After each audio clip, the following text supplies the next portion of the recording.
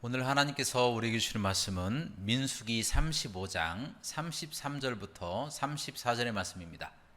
민수기 35장 33절부터 34절의 말씀을 우리 다 함께 봉독하도록 하겠습니다. 33절입니다. 시작. 너희는 너희가 거주하는 땅을 더럽히지 말라. 피는 땅을 더럽히나니 피 흘림을 받은 땅은 그 피를 흘리게 한 자의 피가 아니면 속함을 받을 수 없느니라. 너희는 너희가 거주하는 땅 곧 내가 거주하는 땅을 더럽히지 말라. 나 여호와는 이스라엘 자손 중에 있음이니라. 아멘. 오늘 말씀의 제목은 땅인가 사람인가 입니다. 따라 하시겠습니다. 땅인가 사람인가. 여러분, 전 세계에서 가장 비싼 땅이 어딘지 아십니까? 프랑스 남동부 지중해 지역의 모나코라고 합니다. 평당 2억 5천만 원 정도 간다고 합니다. 그럼 여러분, 우리나라에서 가장 비싼 땅이 어딘지 아십니까? 서울의 명동 2가 네이처 리퍼블릭 월드점, 한 평당 3억 192만 원이라고 합니다. 엄청나게 비싼 땅이죠. 땅 한 평만 가지고 있어도 엄청나게 부자입니다. 그러면 그 땅이 왜 그렇게 비쌀까요? 어떤 이유가 있겠죠. 유동 인구가 우리나라에서 가장 많다든지, 또 아니면 어떠한 명소가 가까운 데에 있다든지, 아니면 희소성의 가치가 높다든지 하는 것이겠죠. 자, 어떠한 이유가 있기 때문에 그 땅들이 비싼 겁니다.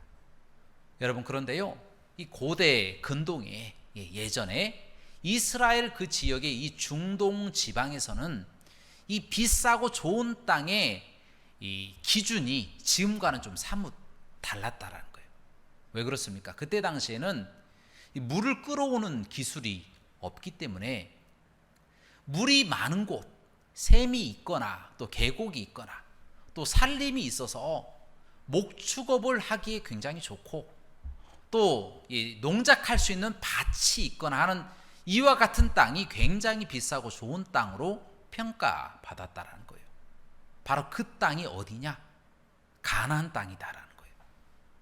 하나님께서는 이 적과 꿀이 흐르는 이 비옥한 땅을 바로 이스라엘 백성들에게 거저 주시겠다고 약속하셨다라는 겁니다. 그런데 문제가 하나 있습니다. 무엇입니까? 그 땅에는 이미 거주하는 사람들이 있었다라는 거예요. 가나안의 7족속이 살고 있었다라는 거예요. 헷 족속도 있었고, 또 기르가스 족속, 또 아모리 족속, 가나안 족속, 또 여보스 족속, 히위 족속, 뭐 이런 족속들이 그곳에 자리하고 있었다라는 겁니다. 그런데 하나님께서는 출애굽기 23장과 출애굽기 34장 말씀을 통하여 바로 그곳에 살고 있는 가나안의 7족속들을 남녀노소 할 것 없이 하나도 남기지 말고 진멸하거나 쫓아내라 라고 명령하셨다라는 것입니다. 굉장히 어떻게 보면 하나님께서 혹독한 하나님이다, 이스라엘 백성들만 사랑하시는 것이 아니냐, 그렇게 오해할 수도 있는 부분이다라는 거예요. 또 심지어 우리 하나님께서는 그곳에서 언약도 하지 말라, 결혼도 하지 말라, 우상들을 다 찍어버려라, 이 땅들 또 성들을 다 무너뜨려버려라, 그리고 그 곳 사람들의 행위를 따르지 말고 여호와 하나님만 섬기라, 이렇게 말씀하셨습니다.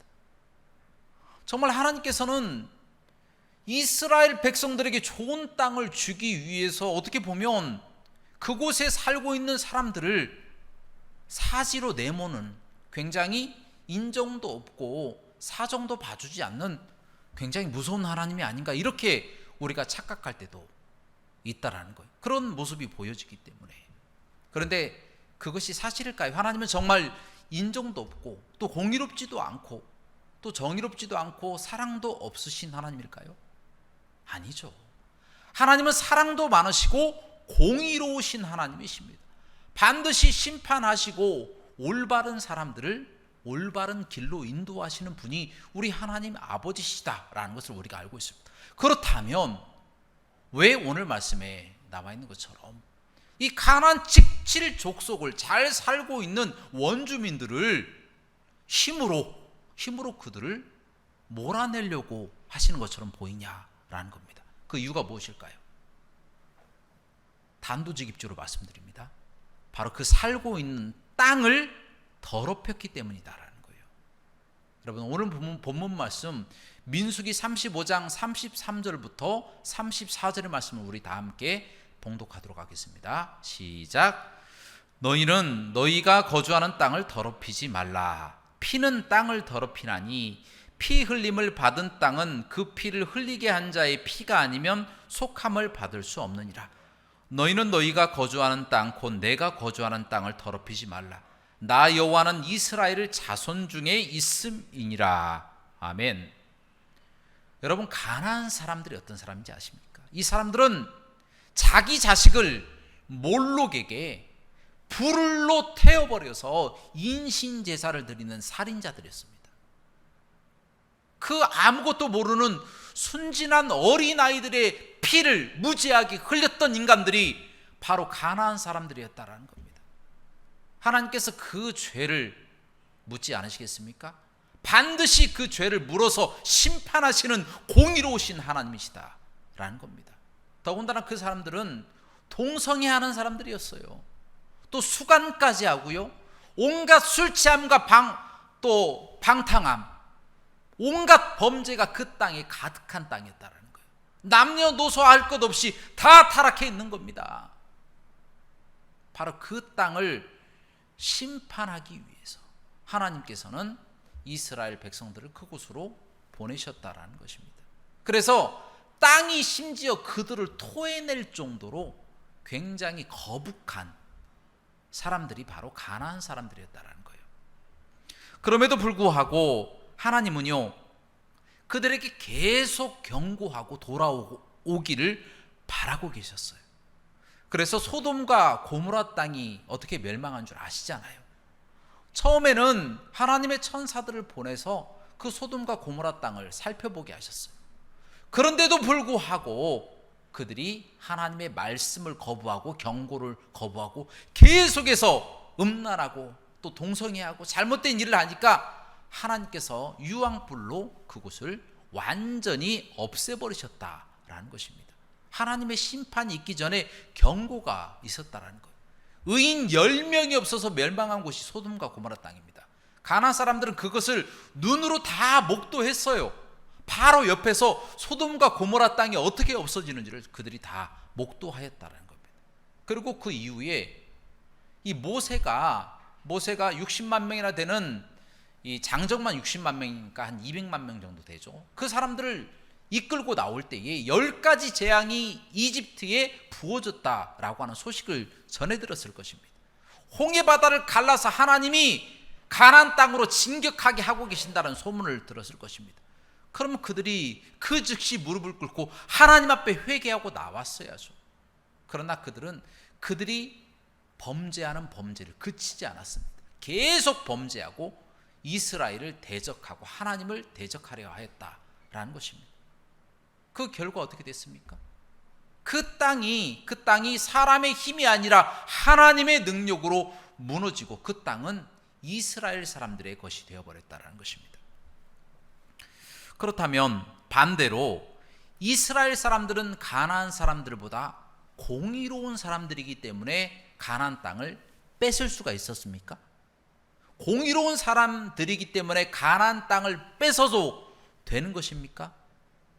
그것은 아니다라는 거예요. 이스라엘 백성을 하나님께서 선택하신 이유가 신명기 7장 7절 말씀에 나와 있습니다. 그 말씀에 보면 하나님께서 이스라엘 백성들을 선택하신 이유는 수가 많기 때문이 아니다.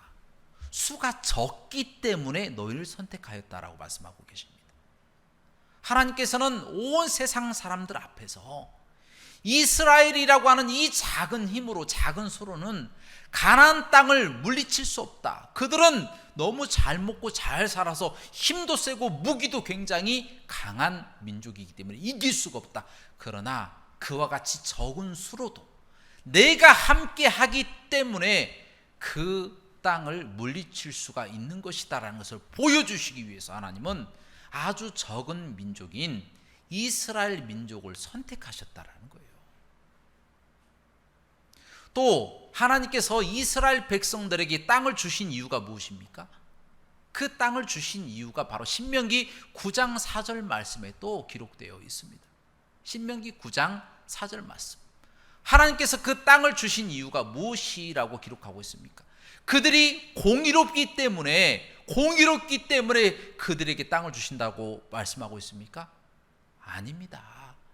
가나안 사람들이 악하기 때문에 그 땅을 주시는 것이라고 말씀하고 계십니다. 이스라엘이 공의롭고 정직하고 선하기 때문에 하나님이 이스라엘을 선택하시고 가나안 땅을 주신 것이 아니라 가나안 땅에 있는 사람들이 너무 타락하고 하나님의 말씀을 어기고 술 취하고 방탕하고 몰록에게 자기 자식을 바치고 살인하고 죽이고 하는 이 악한 사람들의 죄 때문에 그 땅이 그들을 토하여 내친다고 레위기 18장 말씀에 기록하고 있다라는 것입니다. 여러분, 그렇습니다. 여러분, 하나님의 심판은 죄 때문에 일어나는 것이고요, 하나님의 축복은 그 사람 때문이 아니라 하나님의 거룩한 긍휼과 하나님의 뜻이 있기 때문에 이루어지는 것이다라는 거예요. 여러분, 그래서 이스라엘 사람들에게 너희도 가나안 땅에 들어가서 혹시나 가나안 사람들을 따라서 너희가 범죄할 수도 있으니까 가나안 사람들과 언약도 하지 말고 결혼도 하지 말고 남녀노소 할 것 없이 다 진멸하고 쫓아내라고 말씀하신 거예요. 혹시 그들의 죄를 따라갈까 봐. 그런데 이스라엘 사람들이 어떻게 했습니까? 가나안 땅에 들어가니까 하나님을 더욱 섬기고 하나님의 뜻대로 살아갔습니까? 그게 아니었다라는 거예요. 그 사람들이 그곳에 들어가서 그 전에 쫓겨났던 가나안 사람들과 똑같이 몰록에게 자기 자식을 불태워서 살인하는 악한 사람들이 되었고요, 우상 숭배하였고 바알과 아세라를 하나님보다 더 높이 섬겼으며 그곳에 온갖 동성애와 온갖 남색과 잘못된 일들, 하나님의 마음을 아프게 하고 하나님을 진노하게 하는 일들을 그들이 그 땅에서 했다라는 거예요. 그 결과 이스라엘 백성들은 하나로 뭉치지 못하고 두 개로 나라가 나누어지게 되어버렸습니다. 그래서 북왕국 이스라엘과 남왕국 유다로 나눠지게 된 거예요. 남왕국 유다는 하나님께 끝끝내 범죄를 하는 거예요. 그래서 바벨론의 느부갓네살 왕에 의해서 완전히 멸망당하고 바벨론에 잡혀가서 70년 동안 포로 생활합니다. 그때 이들이 회개하죠. 하나님 용서해 주십시오. 우리가 정말 잘못했습니다. 하나님은 그 기도하는 소리도 들으셔서 그와 같은 죄인들도 용서하시고 다시 유다 땅으로 돌아오게 하셨어요. 하지만 그 나머지 이 북이스라엘 나라는 어떻게 되었습니까? 그들이 끝끝내 회개하지 않고 범죄합니다. 하나님의 마음을 아프게 합니다. 그러자 아수르의 이 살만 에셀에 의해서 완전히 멸망당하는 겁니다. 멸망당해서 아수르로 다 잡혀갔어요. 그러면 그들이 그곳에서 하나님 앞에 기도해야 되잖아요. 그런데 그들은 기도하지 않고 그들의 문화와 함께 동화돼 버린 거예요. 그래서 가나안 족속들, 이스라엘이 들어오기 전에 살았던 그 가나안의 7족속들이 사라져버린 것처럼 이스라엘의 10지파, 유다와 베냐민을 제외한 모든 지파 10지파가 다 흔적도 없이 사라져버린 거예요. 그래서 지금의 이스라엘은 이 10지파가 없는 유다 지파와 베냐민 지파만 속해져 있는 민족입니다. 다 흔적도 없이 다 사라져 버렸다는 거예요. 범죄했기 때문에.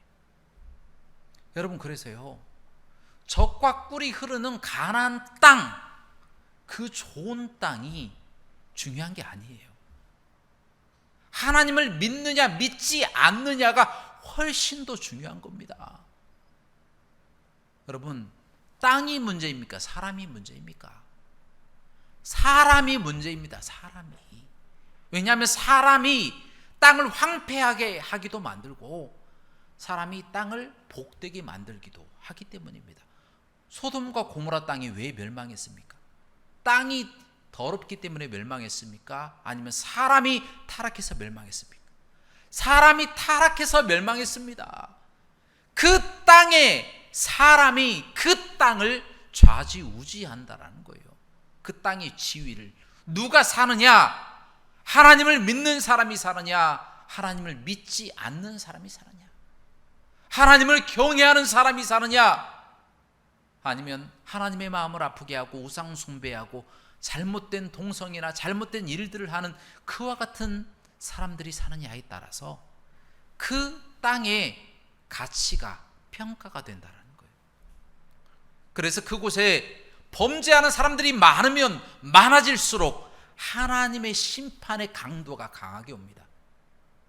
그러나 그곳에 범죄하는 사람이 적을수록 하나님을 믿는 사람들이 많을수록 그 땅이 복된 땅이고 하나님의 사랑을 받는 가나안 땅과 같이 젖과 꿀이 흐르는 땅이 된다는 거예요. 그러므로 우리는 할 수 있는 대로 한 사람이라도 더 죄를 짓지 않도록 노력하고 범죄하는 사람이 하나님을 만나서 범죄하지 않도록 그 사람에게 하나님의 복음을 선포해야 한다는 것입니다. 여러분, 그렇다면 이미 더러워진 땅은 어떻게 정화할 수 있을까요? 정화할 수 있는 이 방법이 무엇일까요? 성경에서는 안식년과 희년이라고 하는 제도를 두고 있습니다.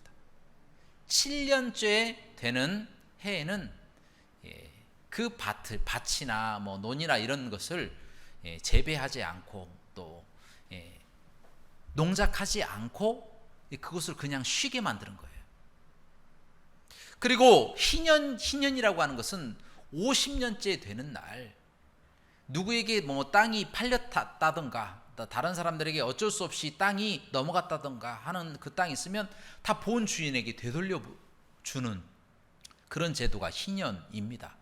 여러분, 안식년과 희년이 우리에게 교훈을 주는 내용은 무엇이냐면 바로 회개와 변화입니다.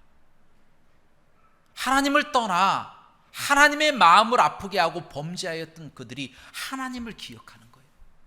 본토를 기억하고 본 고향을 기억하는 그 절기가 바로 안식년과 희년의 개념이다라는 거예요. 땅을 다시 돌려주는 것. 여러분, 땅은 무엇입니까? 땅은 바로 사람입니다. 사람이 회개하고 사람이 변화되는 것. 그래야만이 땅이 온전히 정화가 된다라는 거예요. 사람이 변화가 돼야만이 땅이 변화가 된다라는 거예요. 여러분, 예수님께서 죽으시고 장사한 지 사흘 만에 다시 부활하셨잖아요. 부활하시고 승천하시기 전에 제자들에게 이렇게 말씀하셨어요. 너는 땅 끝까지 이르러 내 증인이 되라 라고 말씀하셨습니다. 여러분, 땅 끝이 어디입니까? 그리고 땅의 시작이 어디입니까? 바로 내가 있는 곳이 땅의 시작이고 내가 없는 곳이 땅의 끝입니다. 이 세상 전부가 바로 예수님께서 말씀하신 땅의 끝입니다. 그래서 세상을 변화시켜 나가는 것이 바로 그것이 우리의 사명이다라는 겁니다. 그런데 우리 예수님께서는 그 사명을 단번에 해결해 버리실 수가 있어요. 단번에 다 예수님 선포하고 바로 예수님께서 재림으로 이 세계를 다 끝내버리실 수가 있습니다. 아주 강력한 능력이 있어요. 그럼에도 불구하고 예수님께서 우리에게 말씀하시는 내용이 무엇입니까? 우리가 세상 끝에서 증인이 되라고 말씀하십니다. 힘이 있지만 하나님의 복음으로 세상 속에서 우리가 세상 밖에 떨어지지 않고 세상 속에서 그들을 한 명씩 한 명씩 변화시켜 나가라고 우리에게 명령하고 계신다라는 거예요. 여러분 신명기 1장 35절 말씀에 갈렙이라고 하는 사람이 나와요. 그 갈렙에게 하나님께서 네가 밟는 땅을 내가 너와 내 자손에게 주리라 라고 명령하셨어요. 그 땅이 무슨 땅입니까? 헤브론 땅이에요. 헤브론 땅 주셨어요. 그러면 이제 가지면 되잖아요. 내 것이니까. 그런데 문제는 그 헤브론 땅에 거인 족속들이 살고 있는 거예요. 아직 정복되지 않은 땅을 하나님이 주신 것이다라는 거예요. 하나님은 갈렙에게 그 땅을 정복하라고 명령하셨어요. 이 세상을 다 정복하고 그 가지고 있는 것들을 네가 소유해라 라고 말씀하셨습니다. 그래서 갈렙은 자기가 맡겨진 그 지경에 따라 헤브론 땅을 어떻게 했습니까? 결국에는 그 거인들을 이기고 정복할 수가 있었다라는 거예요. 여러분 갈렙은 자신의 사명을 감당한 거예요. 변화시키고 회개시키고 자기의 사명을 잘 감당하였습니다. 그럼 여러분들은 하실 수가 있습니까? 여러분들은 세상을 변화시켜 나가고 여러분 스스로가 회개하고 세상을 회개시켜 나갈 수 있는 자신이 있습니까? 대답이 없으시네요. 자신이 없으세요? 여러분 자신감을 가지시기 바랍니다. 여러분 몇 년 전에 이 부산대학교의 의학전문대학원에 김성수 교수팀이 한 연구를 진행을 합니다. 사람의 말이 식물에게 어떤 영향을 미치는가에 대해서 연구를 했다고 합니다. 그래서 좋은 단어, 긍정적인 단어 10개를 준비를 하고 부정적인 단어 10개를 준비를 해서 한쪽 식물에게는 좋은 단어를 계속 반복해서 읽어줬다고 합니다. 그리고 다른 한쪽 식물에는 부정적인 단어를 계속 반복해서 읽어준 거예요. 그 실험의 결과가 어떻게 됐을까요? 긍정적인 단어를 들은 이 식물이 부정적인 단어를 들은 이 식물보다 훨씬 더 무성하고 잘 성장하였다라고 하는 실험 결과를 내놨다라는 거예요. 여러분 이것이 무엇을 이야기를 해주고 있는 것입니까? 사람의 말조차도 식물에게 영향을 미친다라는 거예요.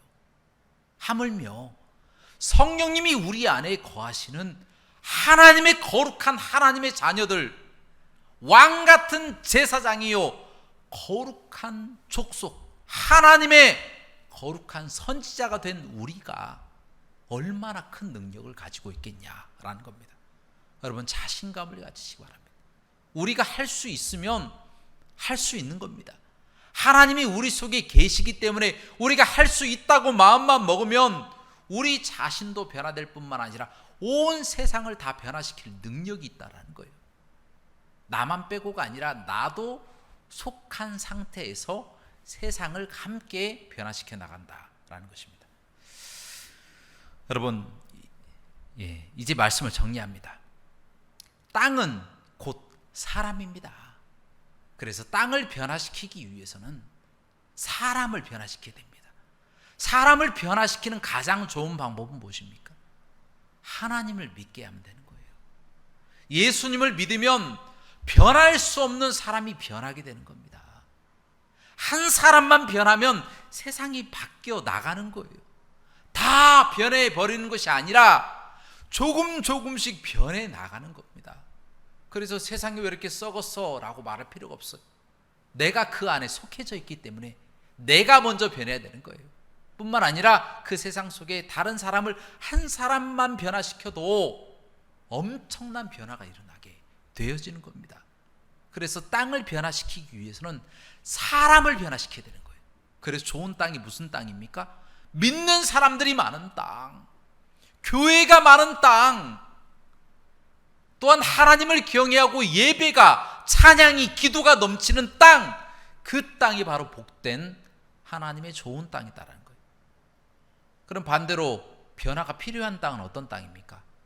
하나님을 믿지 않고 우상을 섬기고 우상에게 빌고, 어떤 사람들은 며칠 동안 밥도 먹지 않고 귀신을 들리게 하기 위해서 그렇게 노력하는 사람들이 있다는 거예요. 신들림을 받으려면 최소한 구술해야 되는데 1,000만 원 가까이 들어간대요. 그 돈이 아까워서 산속에 들어가서 귀신 보고 자기에게 임해달라고 그렇게 기도하는 사람들도 있는데, 우리들은 얼마나 성령님이 충만한 사람들입니까? 이 충만한 사람들이 해야 될 일이 무엇입니까? 좋은 땅을 만들어야죠. 좋은 땅을. 이 땅은 좋지 않아. 이 장소는 좋지 않아. 이 땅은 누가 살았기 때문에 싫어. 또 이 땅은 어떤 사람들이 잘못 범죄하였기 때문에 이 땅은 안 좋은 땅이야 라고 말하면서 땅을 싫어하고 땅을 비판합니다. 여러분, 그 땅들을 정화시키는 방법은 무엇이라고요? 사람을 변화시키면 됩니다. 그 땅에 살고 있는 사람을 하나님의 사람으로 바꿔 버리면 되는 거예요. 그 일을 망각하고, 이 장소가 좋지 않아, 세상이 좋지 않아, 세상이 다 썩었어, 나도 욕하는 거예요. 나 스스로도. 세상에 내가 속해 있기 때문에, 그 장소에 내가 속해 있기 때문에. 그러므로 우리는 좋은 땅이 많아질 수 있도록 열심히 전도하고 기도하시기를 주님의 이름으로 축원합니다. 열심히 주님의 뜻대로 거룩한 땅, 좋은 땅이 될 수 있도록 기도하고 전도하고, 한 사람이라도 더 변화시켜서 세상을 정말 밝게 만들 수 있도록 노력하시며 기도하며 전도하시는 저와 여러분들 되시기를 주님의 이름으로 간절히 축원합니다. 함께 기도하시겠습니다.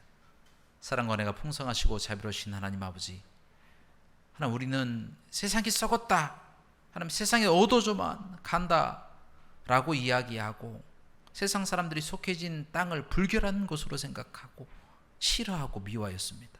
하나님, 우리 죄를 용서하시고 이제 우리가 그 안에 속해져 있사오니 하나님, 우리가 그 땅을 변화시켜야 될 줄로 믿습니다.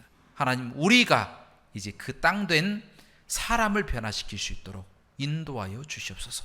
그래야 점점 어두워져가는 이 세상 가운데, 점점 썩어져가는 이 세상 가운데 빛이 되어서 빛이 더욱 커지고 소금이 되어서 세상을 더욱더 썩지 않도록 만들어서 하나님께 축복받는 가나안 땅과 같이 축복받는 또 하나님의 또 나라 될 수 있도록 인도하여 주옵소서. 예수 그리스도 이름으로 간절히 기도합나이다. 아멘.